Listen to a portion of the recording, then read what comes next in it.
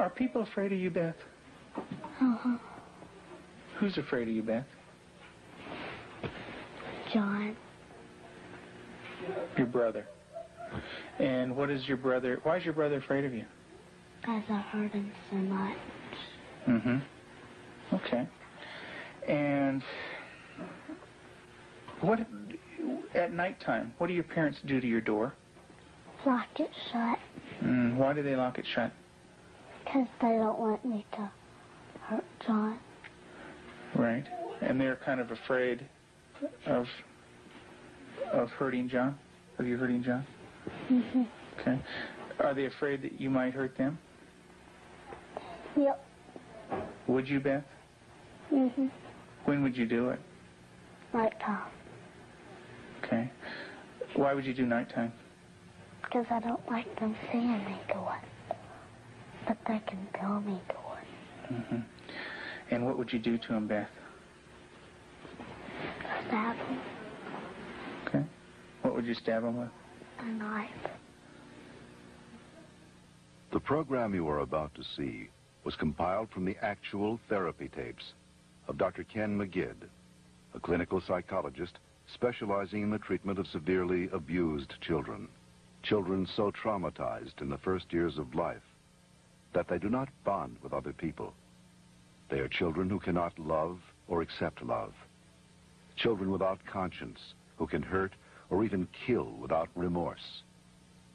This film shows the devastating effects of abuse on a child. It also shows that victims can be helped. It is the story of a 6.5-year-old girl named Beth. Do you ever stick pins in people? Mm-hmm. Who? My brother. Okay. Do you do it a little bit or a lot? A lot. Okay. And what are you trying to do to your brother? Kill him. Why do you want your brother to die? Because I was hurt so bad, and I don't want to be around people. Okay. Who else would you like to stick pins into? Mommy and Daddy. What would you like to have happen to them? Die. Jesus could have lived to save Israel, yet he chose to die to save the world. Tim is the minister of a small Methodist church in the South. He and his wife Julie have been married for 12 years. Jesus didn't say Unable to have children of their own, they decided to adopt. In February of 1984, they received a call from the Department of Social Services telling them they had 2 children available for adoption. They were told that Beth, 19 months old, and her brother Jonathan, 7 months old, were normal and healthy. We did not need children to make our lives complete. We felt secure in ourselves and secure in our relationship, but we wanted to share that with somebody else. And we felt like we had a lot to pass on to a child, and that was what we really wanted to do. And when the phone call came, it was like, at last it's here. And it seemed like a miracle. It had happened so quick. We'd heard of couples having to wait 5, 10 years on a child, and here we had 2 young children. It was like the answer to our dream. Their dream became a nightmare when they realized that Beth and Jonathan had severe emotional problems.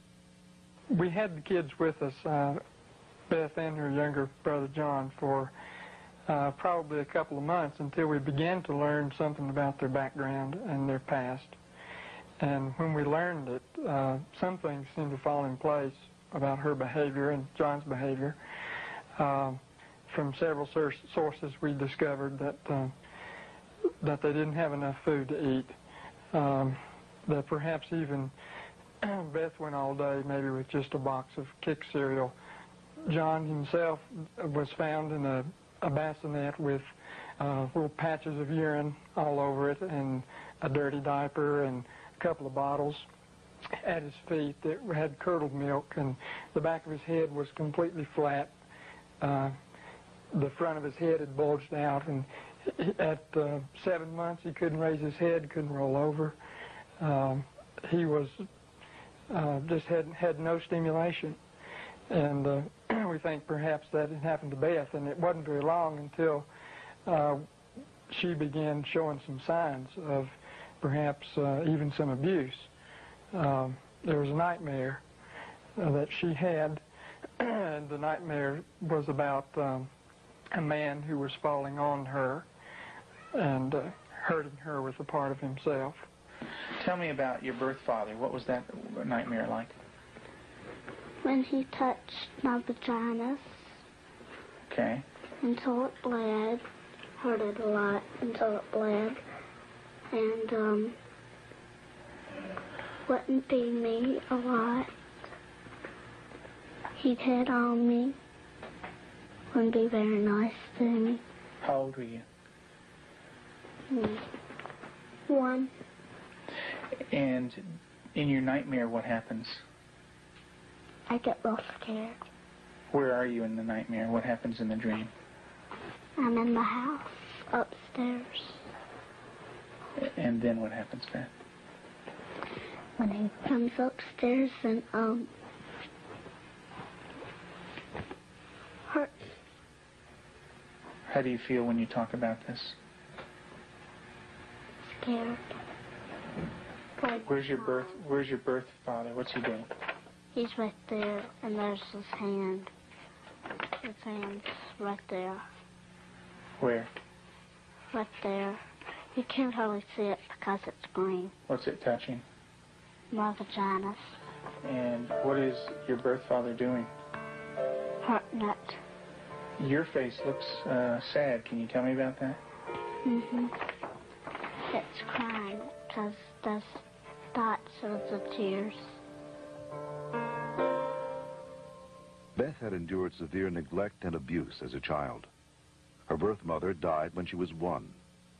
Because of these early childhood experiences, Beth never developed a sense of conscience, love, or trust for anyone.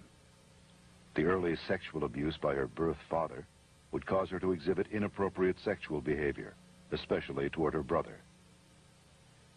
Does your brother have private parts?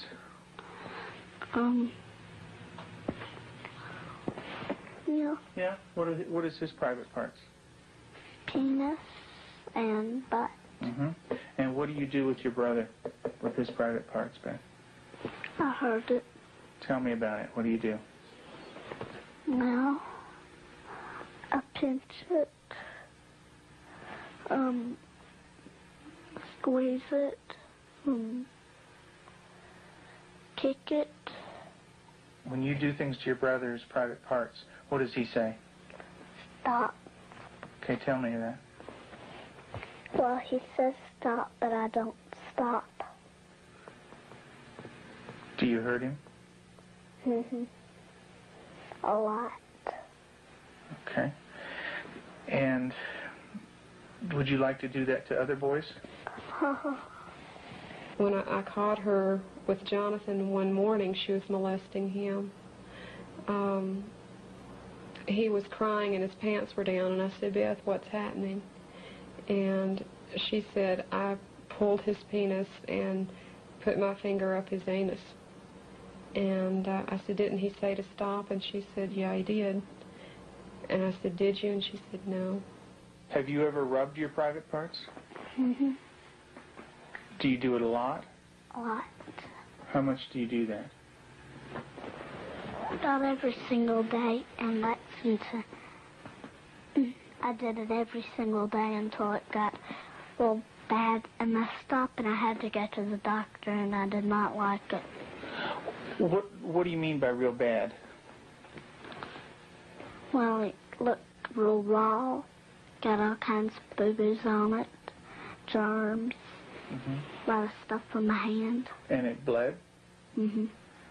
She started to masturbate at inappropriate times. I remember one time, specifically, when we were at the hospital waiting for Tim to come out. He was there visiting. And Beth and John were in the back seat, and I turned around, and she had her legs spread and was masturbating in a public parking lot. And I had tried to explain to her numerous times before that that's private area. You don't do it in public places. And gone over that with her, and and it never seemed to faze her. And Julie, how often would your daughter masturbate? daily, constantly. Do you have animals, Beth? 4 of them. Can you tell me their names? Clyde, Shuggy, Darcy, and Annie. And Daddy said a day ago that there was a stray cat who did not have a home, so Daddy was taking care of it and took it to the vet when he had his flight to go. And what do you do to the animals, Beth? Stick them with pins. Do you stick them a little bit or a lot? A lot. What are you trying to do to the animals, Beth? Kill them. What do they do when you stick them with the pins? Well, Annie cries. She's a dog. She got baby birds down out of the nest, and we thought maybe she was just curious. So we explained that she could hurt them, put them back, and went through a whole sitting down and talking to her about the problem of it. And the next day we went out to check the baby birds, and they were on the ground dead with their necks broken. Let's talk about what happened once when you were smaller, when you found some baby birds in a tree. What did you do then? I took them out. Mm-hmm. And what did Mom say to you? That the mother will not come back if somebody touches her baby. Mm-hmm. Are the baby birds kind of small? Can you describe them for me? Well, they don't have their eyes open, but they can hear me, and they look up. Are they kind of helpless? Little baby birds? Can they fly? No. Can they run away?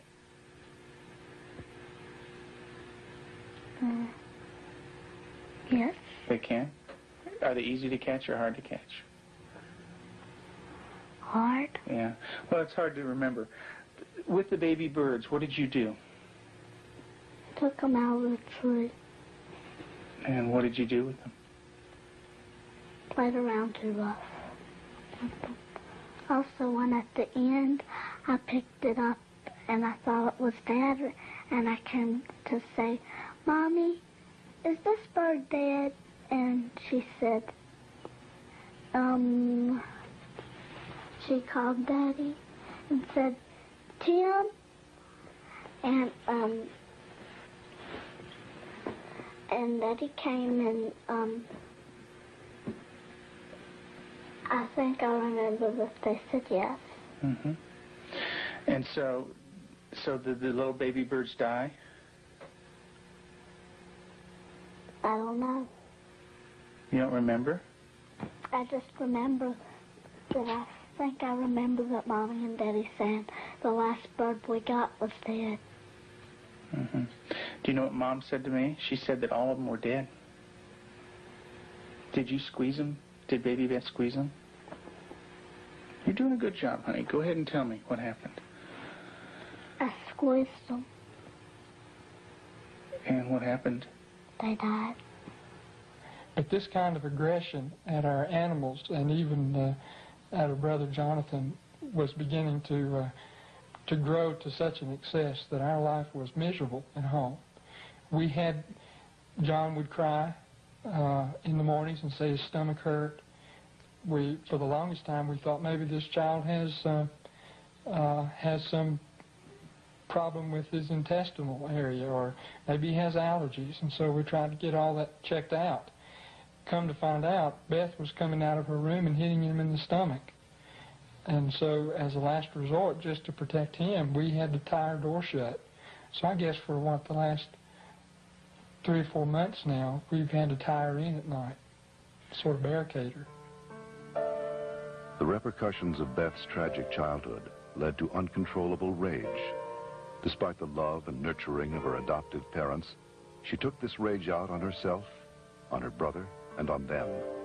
Her acts of violence became more and more cruel and frightening. Well, I noticed several, like paring knives in the kitchen, missing. And my first thought was Beth. And I felt a little guilty about it at first. I thought, nah. But I really didn't even mention it to her. They'd been gone several weeks. She was sitting at the table drawing and mentioned to me, "What do those knives look like that are gone, Mom?" And I said, "What knives, Beth?" And she said, "Weren't they kind of silver and about this big?" And I knew then, and then this little smile that's not a sweet smile, but a malicious type of smile. And I knew then, I thought, she's got them. Tell me about the knives. Where did you get them? From the drawer. And where else? Do you remember? Mm-hmm. Tell me about it. I got them from the dishwasher. What kind of knives?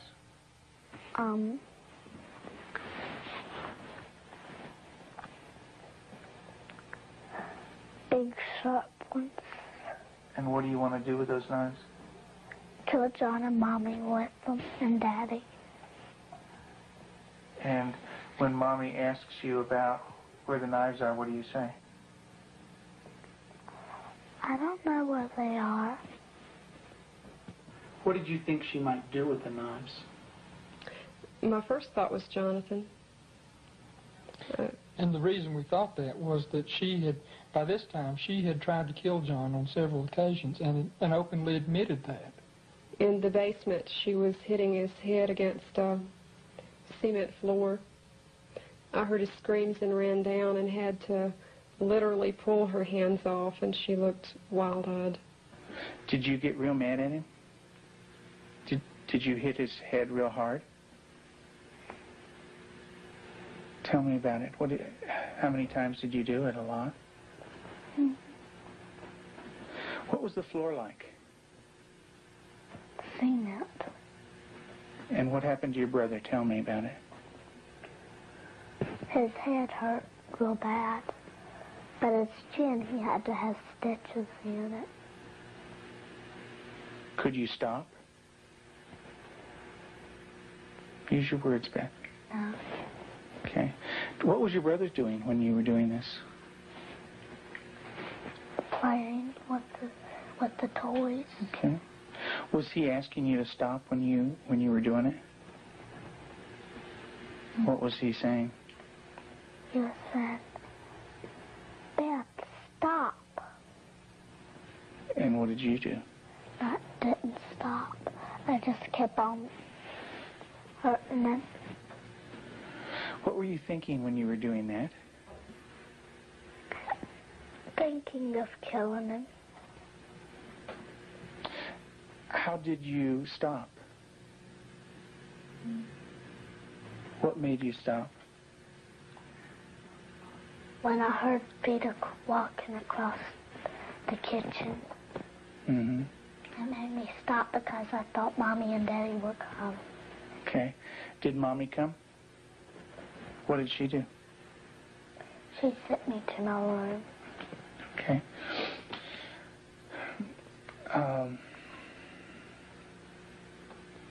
And what if Mom didn't stop you? What would you have done? Kept on doing it.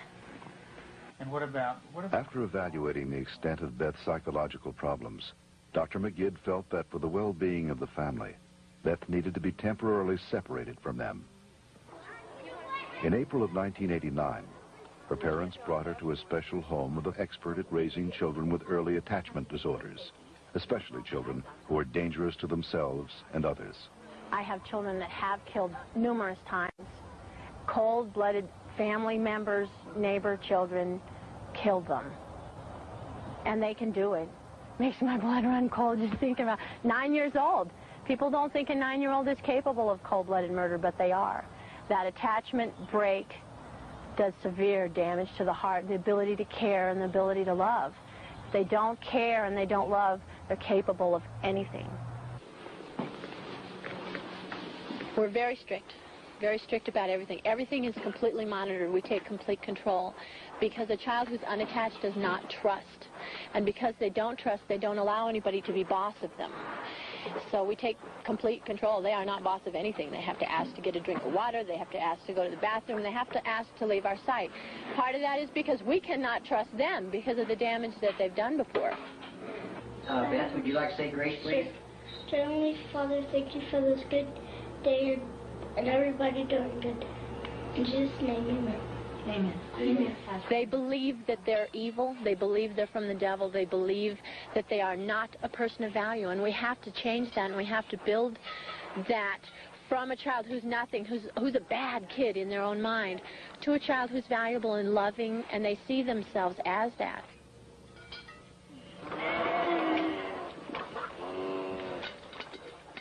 You don't have to bite this. When they do a chore well, we can say, you did a good job, you're a good worker. And then it just builds that self-esteem little by little so that they change the way that they see themselves.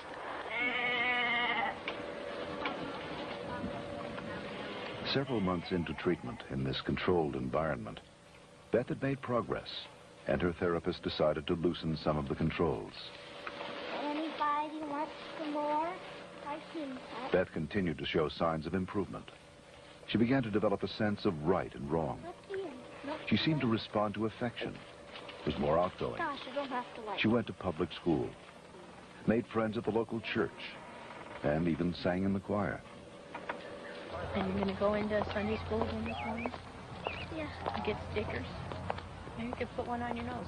Through the years you made it clear that the time of Christ was near. Though the people couldn't see what Messiah ought to be, though your word contained a plan, they just could not understand. That's Elijah. Mm-hmm. Yeah, it's a beard. See his beard. There's his nose, and that's his... Oh, I see. Yeah, see his beard is kind of flowing in the wind and everything. Elijah taken up into heaven, the fiery chariot. Huh? Well, that's Elisha. That's the other prophet that took Elijah's place. And he was left, and there's Elijah, You know, and he learned about sheep, and the Lord is my shepherd. Mm-hmm. March 3rd, you just got that yesterday, huh?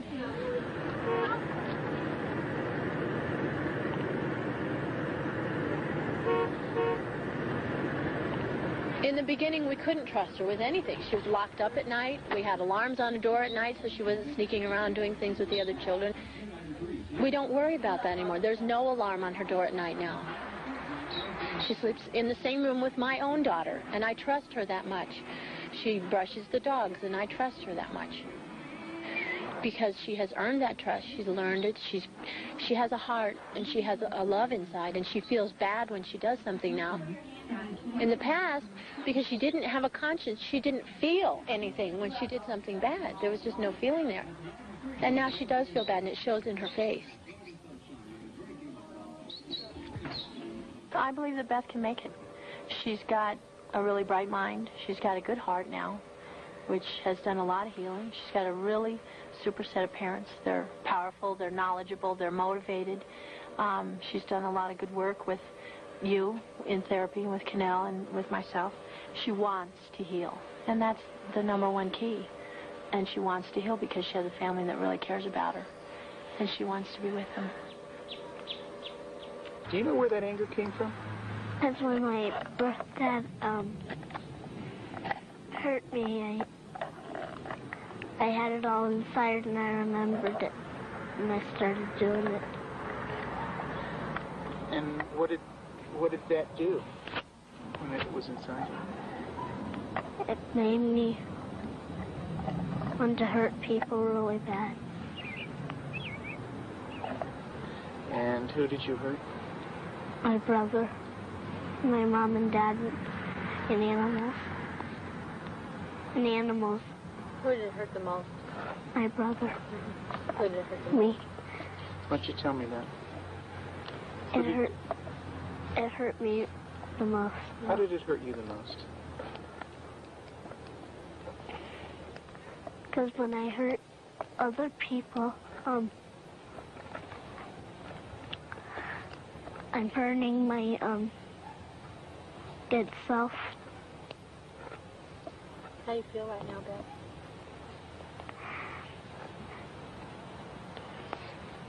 Sad. It's kind of tough to talk about, isn't it? Yes. It is. Beth gave her last interview for this film in December of 1989. Although she had made progress, she would still need extensive therapy. Not all abused children are as deeply scarred as Beth, but all abused children suffer a profound hurt for the rest of their lives. The road to recovery is long and hard for the abused child. There are more than 1 million new victims of child abuse in America every year.